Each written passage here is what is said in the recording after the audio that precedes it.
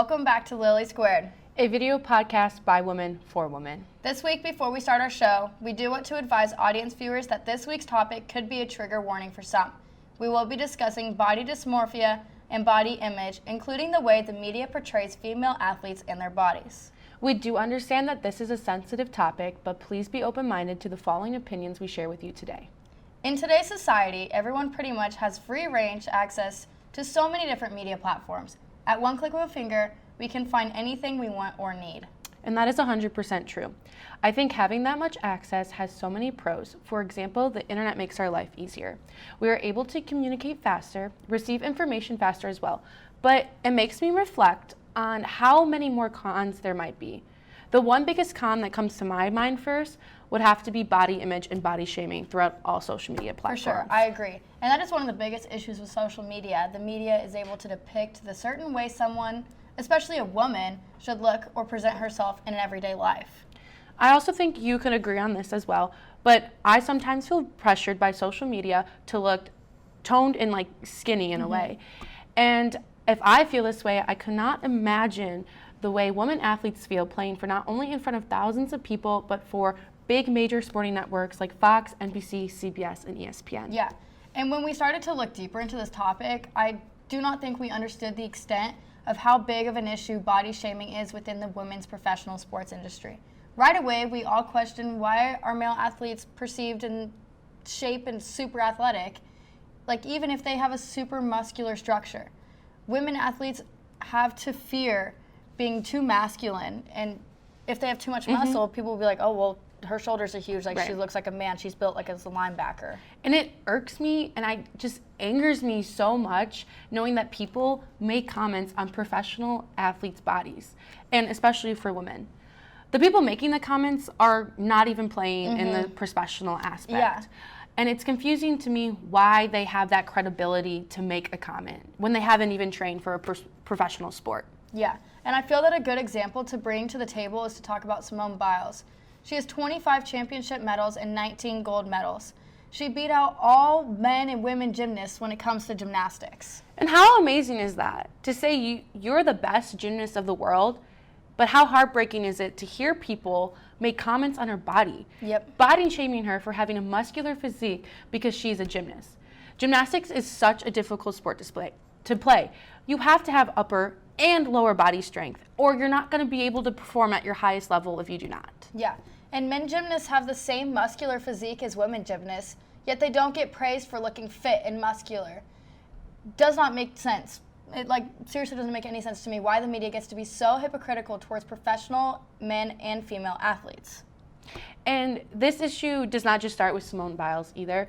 Serena Williams has had immense criticism from the public over her appearance over every year she's been playing pro tennis. And according to Serena Williams, she has realized that the media does not accept her as the size 8 figure. She has told individuals multiple times that she has been called too big or too muscular for the sport that she plays. And to me, that is just plain disrespectful. I would love to say to those individuals, you just disrespected one of the greatest women's tennis players of all time, a professional tennis player who has 21 Grand Slams. And we can both agree on this. I know without Simone Biles or without Serena Williams, the media wouldn't be able to even make a comment on their accomplishments they've had. And all those reporters talk about their success, no one's going to read them anymore. Yeah. Though these body shaming issues from the media do not just stream from Serena and Simone, this goes for all professional college, high school women athletes. Many other women and athletes are too afraid to become more muscular. I know personally, I was kind of afraid when I started weight training for the first time in high school. I had that fear behind my head. Am I going to be too muscular and perceived differently because I need to have this body structure to be able to play the best that I can play. Yeah, and I understand that. I mean, women are afraid to eat a certain way, to train a certain way, to be able to keep up with their sport because of what the media thinks the best physique for a woman is. And not just women, but an athlete in general. The thinner and more toned woman is a better physique according to what media platforms show to the audience. It's a super sad and ridiculous reality for women athletes to have to even think about the way they train for their sport. Exactly. And this worry could even lead to unhealthy lifestyles for women. It could turn into an unhealthy balance as well and affect their mental health. If women athletes try to keep up with the social pressures of toned body and skinny physiques, because of that's what the media is relaying to audiences, this could affect their overall ability to play their sport in the best possible way. Yeah, and I just think it's sad. I mean, like having my interview with Emma last week where she discussed, you know, having to look a certain way and men comment on her social media and saying like, wow, like you're built like this, like you look like a guy. Like it's just sad to hear her come and talk to me about that. And seeing it firsthand with like her, my best friend who I live with. You have a personal connection with her. Yeah, it's just crazy. And I think it's extremely sad to say that this sexist myth still exists and that the media portrays that muscle and strength still belong in an overall male category. Yeah. I think like shouldn't it be time to move past this and understand that it's okay for women professional athletes to be strong and have a physique that's muscular and not have them worry as much what they're looking like, but worry about the way they are performing and worry about the great things that are accomplishing. Yeah, and you can not be a little woman athlete for not being a size 2, but praise a male athlete for having the biggest biceps in the league.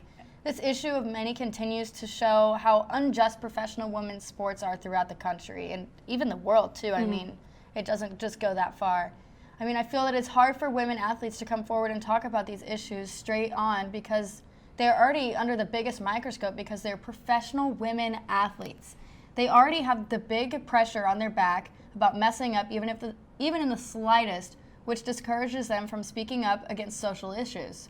And I think that's just one of our important main points that we like to share every week. This is the overall reason why we started LillySquared, to shed light on social issues that do not have enough attention in the social media world.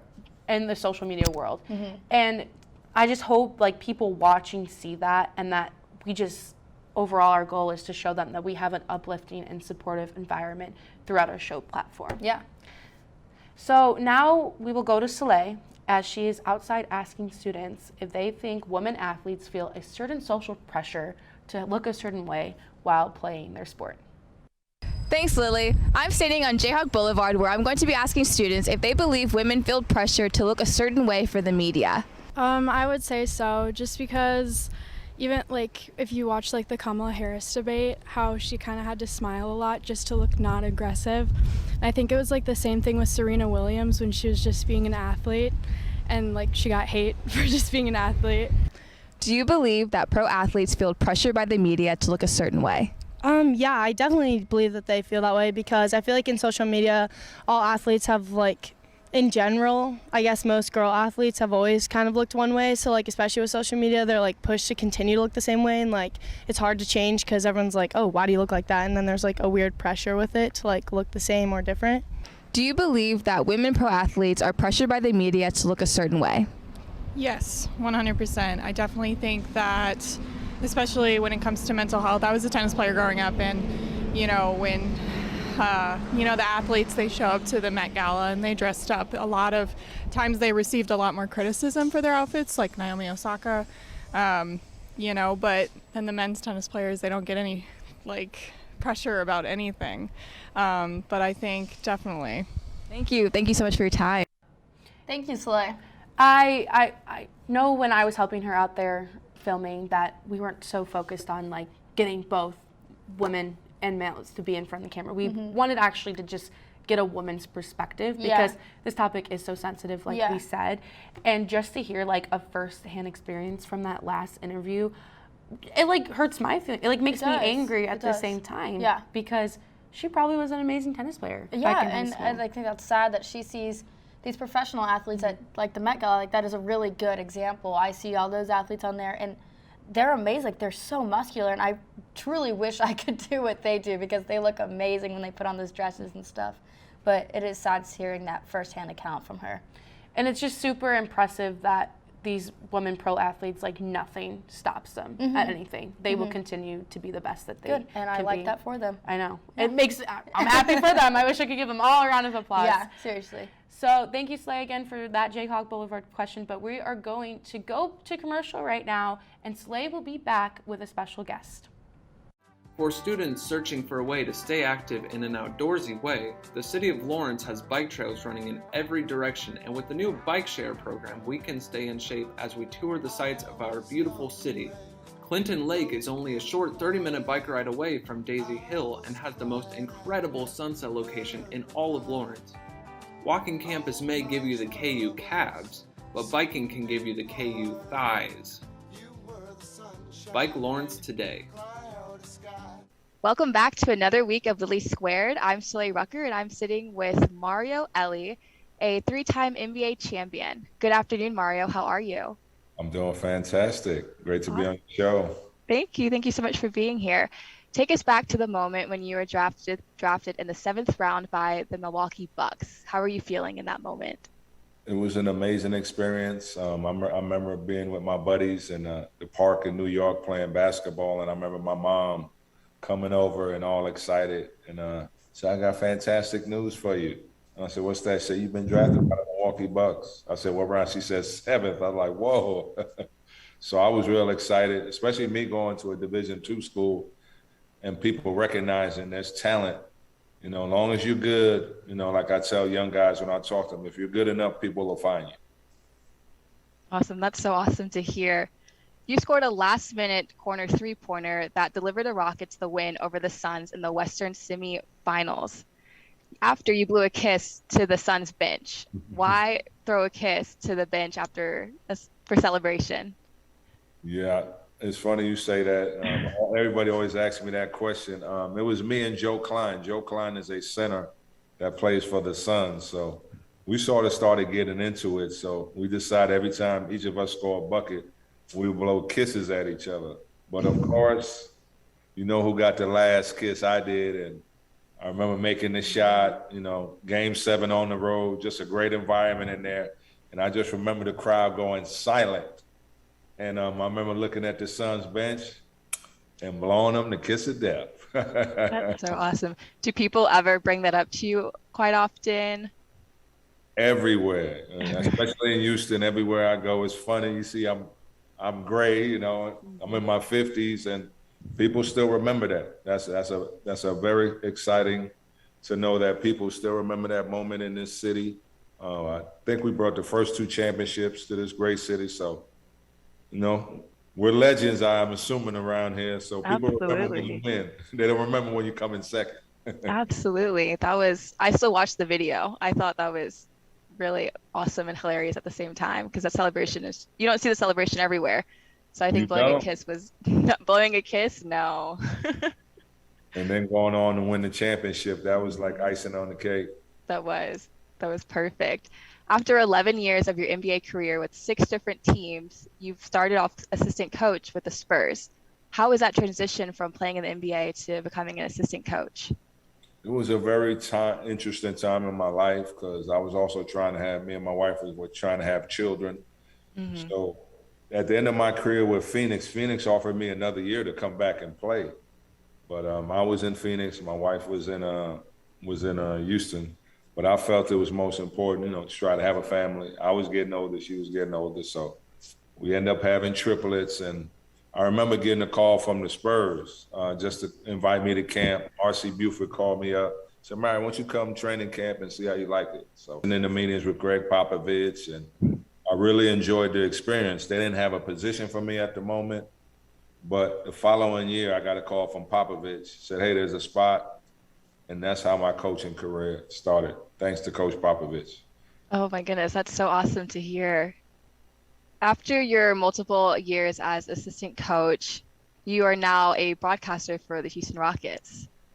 So Houston's home for you. How does that feel like to be broadcasting for them now? It's very exciting. That's my team. You know, that's my favorite NBA team. Those were my favorite years in the league. Still cheer for them to this day. Absolutely. It's fun going to Toyota Center and seeing our pictures all over the arena. I'm like, wow, this is great Houston basketball history.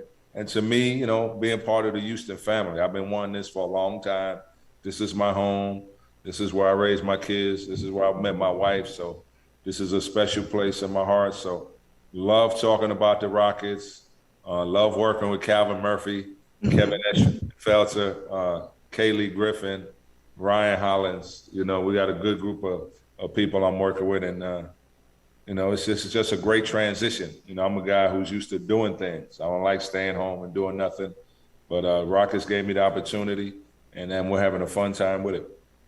That's so awesome. So after all of these trades, James Harden being gone, Chris Paul, Capella, how do you think the Rockets are going to do this season? Do you feel confident in Jalen Green?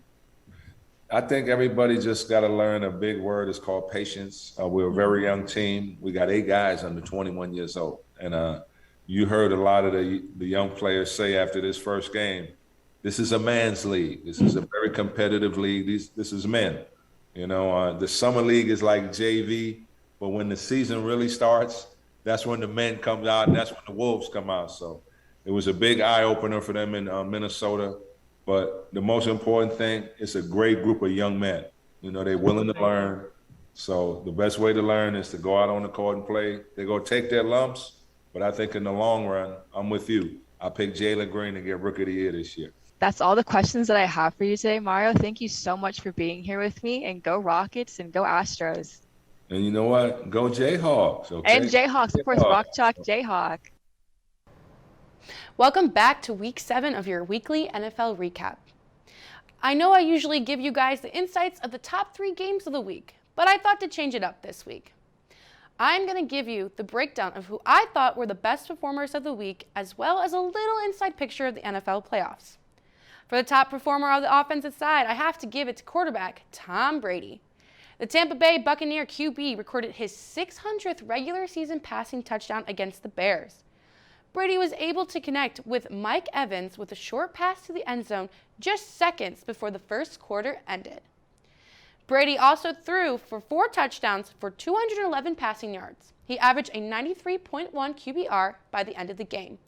This 44-year-old QB does not seem to be letting up. He has put up numbers that will most likely never be broken by another NFL player. My honorable mention would have to go to Joe Burrow. He had 416 yards, 3 touchdowns, and had 1 interception, with an overall rating of 113.5. The QB showed promise in his first season, but it was cut short after his knee injury. Come year 2, it does not look like that knee injury slowed him down. He continues to fine-tune his game, and it's fun to watch the second-year starter play. For the defensive player of the week, I would have to go with Anthony Walker. Cleveland Browns linebacker Walker was on the field for 100% of Browns' defensive snaps. Despite many injuries that Cleveland was facing on Thursday, Walker stepped up by recording 10 tackles, and 7 of those were solo. This is the second time this season the 6-foot, 230-pound linebacker has had double-digit tackles in a game.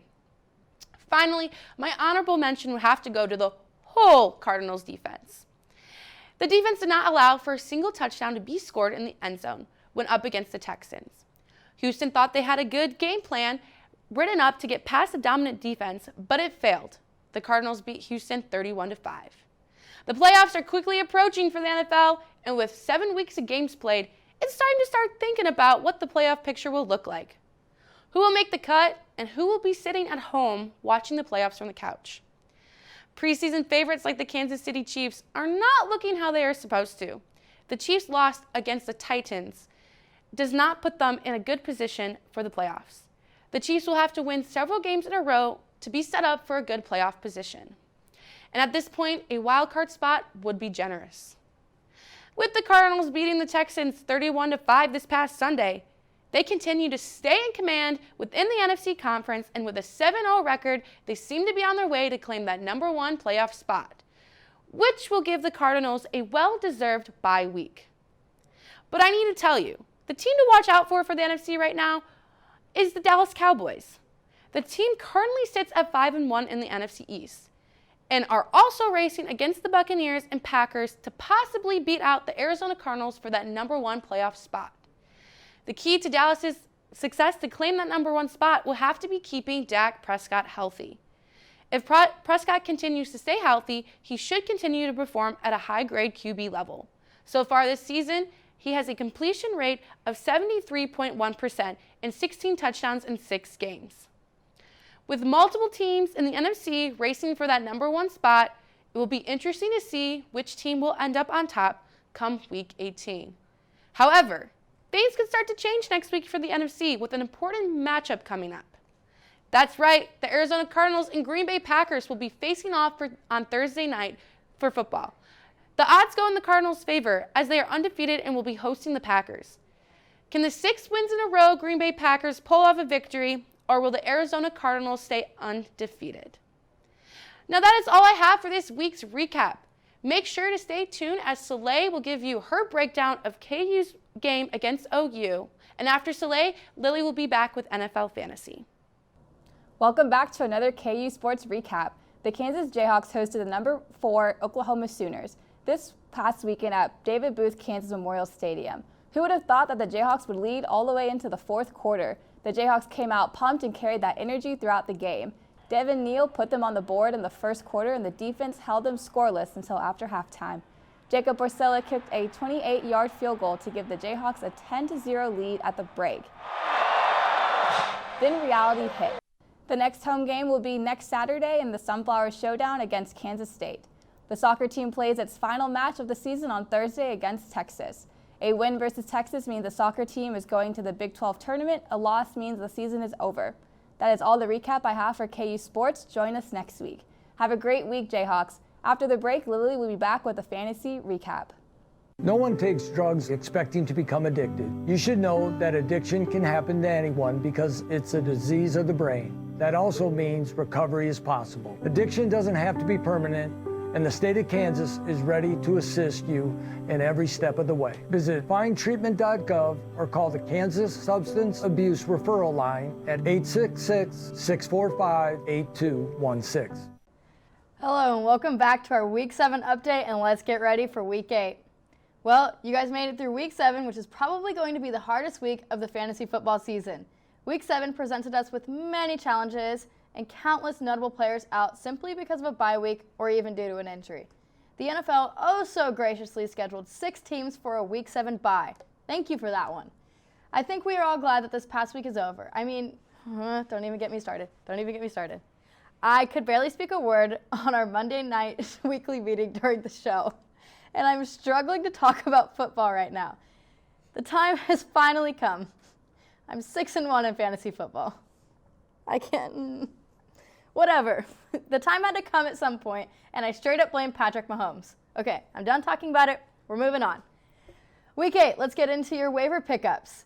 Alan Lazard, wide receiver for the Green Bay Packers. With the news that Devontae Adams has been placed on the reserve/COVID-19 list, Green Bay will likely have to turn to other receivers for the Week 8 matchup on Thursday night against the Cardinals. Although Adams has more targets, receptions, and receiving yards than all of the other Packers receivers combined this season, there's still no doubt it's hard to say with absolute certainty that Lazard is due for a major role, but has been the most consistent of those available. Next ones I'm not going to go in depth about because I have a little surprise for you guys today. Rashad Bateman, wide receiver for the Baltimore Ravens.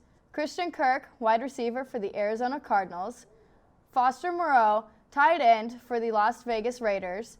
And that's all I have for you all this week for football, but I'm not quite done yet. Did you guys really think that I only invest all of my time into fantasy football and football itself? Because you were sorely mistaken. It's basketball season, baby. Fantasy basketball. Let's waste no time and get right into it because I'm already 1-0. I'll mention good waiver wire pickups for each position right here, starting with point guard. Jordan Poole, Golden State Warriors, rostered in 51.2% of ESPN leagues. The fantasy market is finally warming up to Poole's potential. With deep range and the ability to shoot off the dribble, Poole should play a prominent scoring and spacing role for the Warriors in the coming weeks. Shooting guard, I have Seth Curry, Philadelphia 76ers, rostered in 44.5% of ESPN leagues. The Phillies' current lack of proven point guards should see Curry and a rise in distribution and creation duties. The real key is if Curry is capable of delivering high, efficient scoring and enough shooting volume to offset his lack in defensive skills. Small forward, Will Barton, Denver Nuggets, rostered in 26.9% of fantasy leagues. Now, I am not biased on this one. Well, maybe, but trust me on this one. Barton has an exceptional assist rate for a wing, which has always boosted his fantasy profile. While Jamal Murray is still absent, Barton has been tasked with more playmaking duties. Barton is 110% more of the undervalued forwards in fantasy at the moment. For power forward, Kelly Oubre, Charlotte Hornets, rostered in 33.5% of ESPN fantasy leagues. Oubre is due for a positive correction in scoring efficiency after struggling hardcore last season with Golden State. Oubre has a lot to bring to the Hornets with defensive diversity and a scoring pop to merit more interest from fantasy investors. All right, y'all, that's all I have for you this week, and I promise that one this time. Tune in next week at the same time for more fantasy advice. And I want to thank you guys for tuning in to this week's episode of LillySquared. We hope to see you again next week at the same time. Have a good one. Bye, guys.